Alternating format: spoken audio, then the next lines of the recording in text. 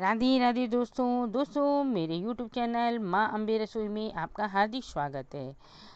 दोस्तों, माता रानी आप सब के ऊपर कृपा बनाए रखें, आपको सुख शांति दें, यही कामना है।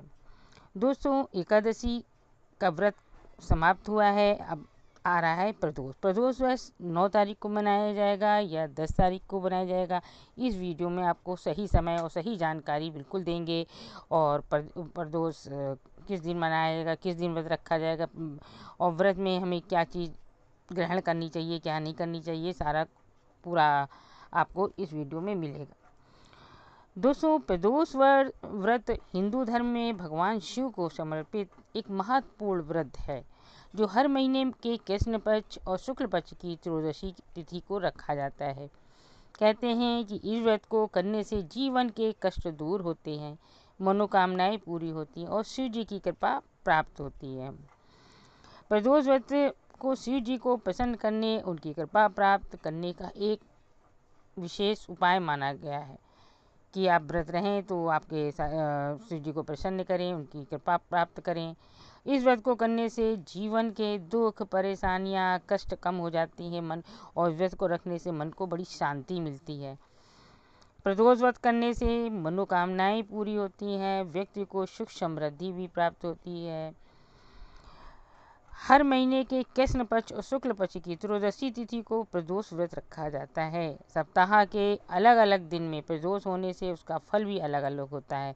जैसे सोमवार को सोम प्रदोष कहलाता है, मंगलवार को भौम प्रदोष, बुध को बुध प्रदोष, बृहस्पति को गुरु प्रदोष करने से अलग अलग आपको उसका फल भी मिलता है। प्रदोष व्रत में निर्जला व्रत रखने का भी विधान है, यानी पूरे दिन अन्न त्याग करना। तो जो लोग रख सकते हैं निर्जला तो वो निर्जला करें, जो जैसे फलाहार रहना चाहते हैं फलाहार रहें, इसमें कोई बंधन नहीं है। इस व्रत में, प्रदोष व्रत में भगवान शिव की पूजा अर्चना की जाती है, जिसमें बेलपत्र, गंगा जल, अक्षत, धूप, दीप आदि सामान जो शंकर जी की पूजा में लगता है उसको उपयोग किया जाता है। प्रदोष व्रत का मतलब हुआ है पूजा शाम के समय की जाती है, जिस समय प्रदोष काल कहा जाता है। प्रदोष काल में ही पूजा अर्चना का सही फल मिलता है।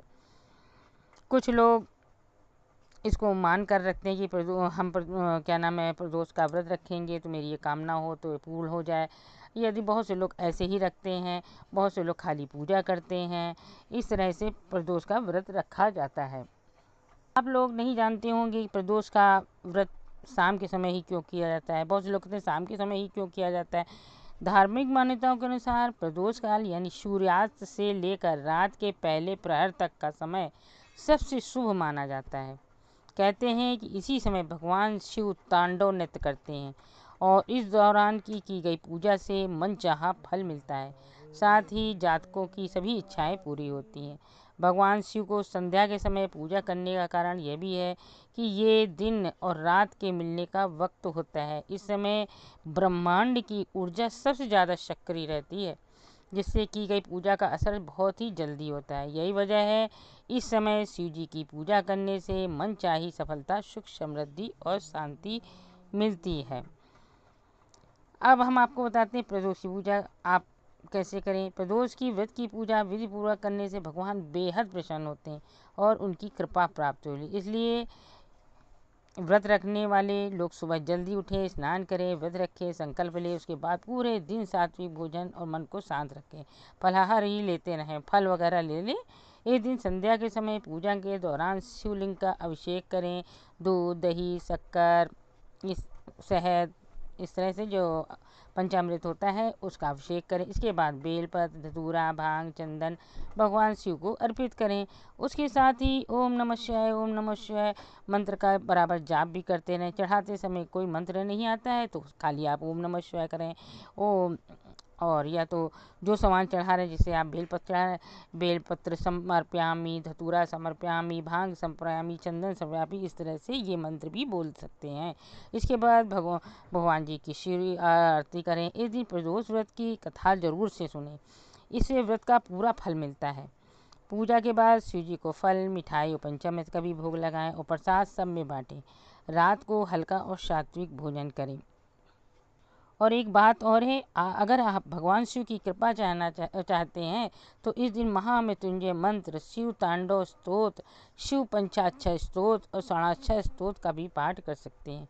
इससे न केवल मन को शांति मिलती है बल्कि जीवन की कई परेशानियां भी दूर होती हैं। चलिए अब हम बताते हैं प्रदोष का सही समय।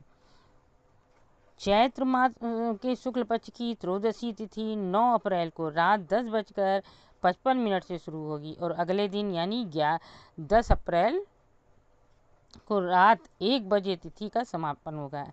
ऐसे में 10 अप्रैल को प्रदोष व्रत किया जाएगा। इस दिन पूजा करने का शुभ मुहूर्त 6:44 से लेकर 8:59 तक है। इस दिन जो प्रदोष पड़ रहा है वो गुरुवार को पड़ रहा है, इसलिए गुरु प्रदोष के भी बहुत फायदेमंद है। इस दिन भगवान शिव को पूजा में हल्दी और गुड़ चना जरूर से चढ़ाएं और साथ में विष्णु भगवान की पूजा करें। और साथ में विष्णु भगवान की पूजा करने से बहुत ही विशेष फल मिलता है। जब प्रदोष गुरुवार को पड़ता है तो उसे गुरु प्रदोष व्रत कहते हैं। गुरु प्रदोष व्रत के दिन सुबह स्नान के जल में 7 चुटकी हल्दी डालकर स्नान करें। अपने घर की उत्तर दिशा में मिट्टी के बर्तन में जल भरकर रखें। समय समय पर इसको बदलते रहें। पीले आसन पर बैठकर पूरब दिशा की तरफ मुँह कर हल्दी की माला से बृहस्पति के मंत्रों की जाप करें। ज़रूरतमंद लोगों को पीला कपड़ा, पीली मिठाई, चने की दाल, हल्दी, गुड़ आदि का दान करें। इस दिन शंकर जी की पूजा में चने की दाल और गुड़ जरूर से चढ़ाएं। गुरु प्रदोष वाले दिन गुरु प्रदोष वाले दिन आप भगवान बृहस्पति की भी पूजा करें और शंकर जी की पूजा करें, इससे विशेष फल मिलता है। और हो सके तो केले के वृक्ष में हल्दी का जल चढ़ाएं और केला वगैरह चढ़ाएं और जिस तरह से विधि विधान से पूजा करते हैं उस तरह से केले की भी पूजा करें। यदि पास में आपके कहीं भी पीपल का पेड़ हो तो पीपल के पेड़ में भी हल्दी पड़ा हुआ जल जरूर से चढ़ा दें, क्योंकि पीपल के पेड़ में भी ब्रह्मा विष्णु महेश का वास होता है। इससे भी आपको बहुत ही अच्छा फल मिलेगा। और साथ में धूप बत्ती वगैरह भी ज़रूर से करें और भोग के लिए भी कोई मिठाई भी चढ़ा कर आएँ, पीली मिठाई ही चढ़ाएँ। इसके बाद कहीं पास में आपके बेलपत्र का पेड़ हो तो शाम के समय, वही संध्या समय, एक दीपक जरूर से वहाँ पर लगा कर आएँ। दीपक शुद्ध देसी घी का ही लगाएं। दोस्तों मेरी वीडियो आपको अच्छी लगी हो तो लाइक ज़रूर से कर दिया। मेरे पास एक यही जरिया है पता करने का कि आपको मेरी वीडियो कैसी लगी, और आपका लाइक और शेयर मेरे लिए बहुत महत्व रखता है। और यदि मेरे YouTube चैनल पर आप नए हैं तो मेरे चैनल को सब्सक्राइब कीजिएगा। वीडियो अच्छी लगे तो लाइक शेयर कमेंट जरूर से कीजिएगा। गुरु प्रदोष व्रत में शिव जी को जल और बेल पत्र अर्पित करें। याद रखें कि बेलपत्र कहीं से कटी फटी नहीं हो, चाहे आप 3 बेलपत्री चढ़ाएं पर अच्छी बेलपत्री चढ़ाएं, बिल्कुल कटी फटी नहीं होनी चाहिए। नहीं तो आप ना चढ़ाएं तो ज़्यादा अच्छा है। यदि कटी फटी है तो मत चढ़ाएं। और यदि वहाँ पर पहले से चढ़ी हुई हैं तो उनको धोकर फिर आप चढ़ा सकते हैं, कोई मनाही नहीं है। उन्हें सफ़ेद वस्तु का ही भोग लगाएं। शिव मंत्र ओम नमो शिवाय का जाप करें। रात के समय भी शिव जी के समक्ष घी का दीपक जलाकर शिव मंत्र का जप करें। रात के समय 8 दिशाओं में 8 दीपक जलाएं।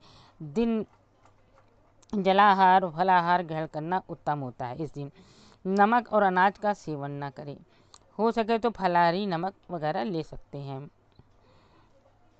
गुरु प्रदोष वाले दिन भगवान विष्णु और गुरु शिव जी की पूजा करने का बहुत ही विशेष फल है। मैं बार बार बता रही हूँ, गुरु प्रदोष बहुत ही अच्छा होता है। आपके जो कुंडली में गुरु दोष वगैरह होगा तो गुरु प्रदोष की पूजा करेंगे ना तो उससे भी आपका सारे वो जो विघ्न होंगे कट जाएंगे। पूजा करने के बाद गुरु प्रदोष की जो कथा होती उसको अवश्य सुनिएगा। जब तक कथा नहीं सुनते हैं तब तक कोई भी व्रत पूरा नहीं होता है। बार बार आपको बताऊंगी, कोई भी पूजा होती है उसमें कथा ज़रूर से बोली जाती है। कथा होने के बाद ही पूर्ण होता है। उसके बाद आप आरती करिए, भोग लगाइए और सबको आरती देने के बाद भोग प्रसाद बांटिए। इस तरह से गुरु प्रदोष की पूजा पूर्ण होती है। तो वीडियो अच्छी लगी हो तो लाइक ज़रूर से कीजिएगा और शेयर कीजिएगा। कमेंट में ओम नमः शिवाय ज़रूर से लिखिएगा। चलिए अगली वीडियो मिलते हैं। ओम नमः शिवाय। राधे राधे।